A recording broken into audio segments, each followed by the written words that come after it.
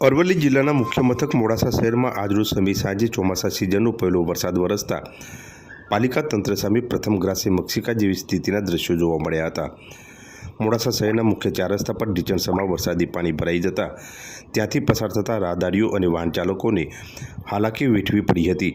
તંત્રની પ્રી મોન્સૂનની કામગીરીના દાવા પોકળ સાબિત થયા હતા। મોડાસા શહેરમાં સમી સાંજે ગાજવીજ સાથે વરસેલા ભારે વરસાદના કારણે વિવિધ માર્ગો પર નદીઓ વહેતી હોય એવા દ્રશ્યો સર્જાયા હતા। દિવસ દરમિયાન અસહ્ય ઉકળાટ વચ્ચે વરસાદી માહોલ સર્જાતા વાતાવરણમાં ઠંડક પ્રસરી હતી।